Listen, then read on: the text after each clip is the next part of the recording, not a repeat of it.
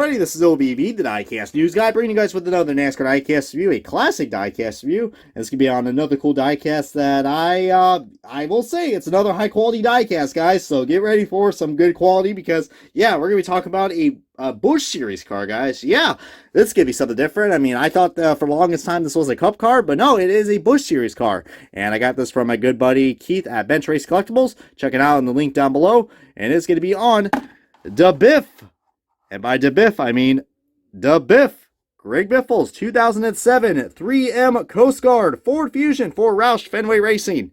This is a very awesome looking diecast, guys. I mean, holy crap, guys. As you can see by the quality, we already know we're going to be in for a good treat. But yeah, until 7, guys, during Memorial Day weekend, as you guys know, there's another big race that goes on during Memorial Day weekend. Actually, we got the Crown Jewel, all 3 big races during Memorial Day weekend, which, by the way, I will be at one of those big races. As you can probably tell, I mean, which one I'm going to be at. Probably the 600, right? Nah. But yeah, during the 2006, not 2006, Jesus Christ, Brian, the 2007 Coca-Cola 600, a lot of the drivers and military branches came together and they practically made a paint scheme for all the cars in the Cup Series and also in the Busch Series. But guess what? We'll be getting to more of this in a second because I don't have time to show you guys everything on an introduction. So, yeah. But this is a beautiful diecast, guys. I mean, with the Driver Select Motorsports Authentics, we already know we're going to be for a great treat. But anyways, guys, we're going to kick off this bad boy, and let's take a close look at the Greg Biffle 2007 3M Coast Guard car.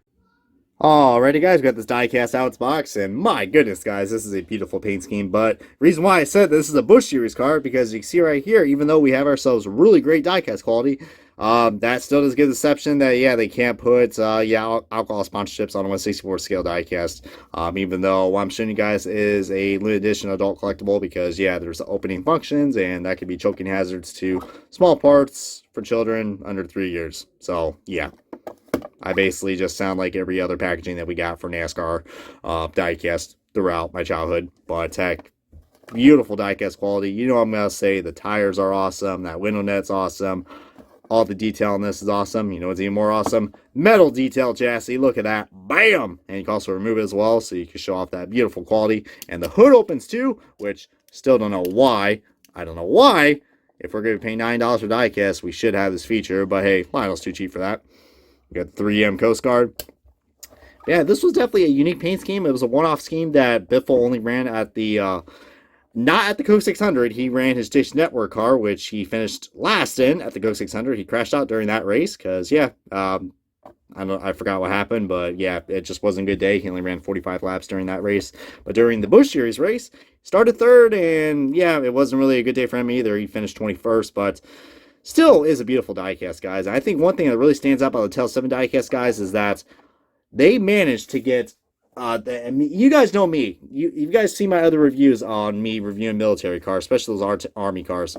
I have a soft spot for them because if you guys don't know, I probably said this many times for anybody who's new to watching this. Both me and my sister were grown up as military brats. By that logic, I mean that we just traveled a lot because my dad was stationed in the military in the U.S. Army for 14 years, and that I don't know, that was basically my childhood. So every time I see an Army car or anything that's military based, that basically was my childhood, guys. So yeah, but this is pretty cool, guys. The Coast Guard. It's the only time the Coast Guard. I think the only other time I saw Coast Guard sponsor on a NASCAR was with. You guys remember? It was the 44 car. I think it was Justin Labonte. I think it was like one. It was like, I don't know. Yeah, he was definitely related to the Labonte brothers. I will say that. I don't know if he was like one of their brothers or his nephew or son or something though. Bobby Gutierrez, but yeah, Justin Labonte. I remember when I definitely remember that Coast Guard car, but I want to say I remember this Coast Guard card as well, guys, but he only ran this car once. And 2007 was definitely a weird year for Greg Biffle, guys. I mean, yeah, Greg Biffle doing Biffle things. What else is new? But yeah, I mean, it's a shame this guy never won a Cup Series championship. I think definitely he could make a good comeback like Carl and finally win one because, heck, He was definitely good in the what? Of course, you know he's a Busch Series champion and a truck champion. So he was only missing one more.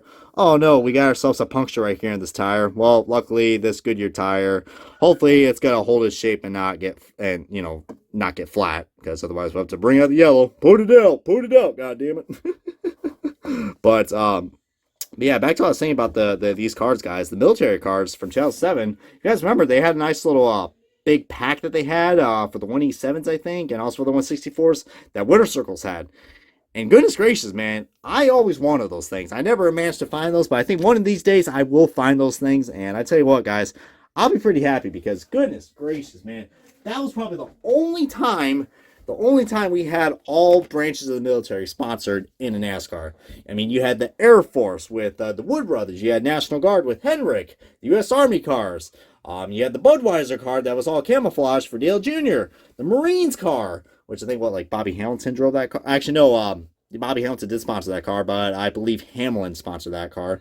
The Navy car, and the car I'm showing you guys right here, Coast Guard, and then Jeff Gordon's Department of Defense car. I mean, it was just so cool.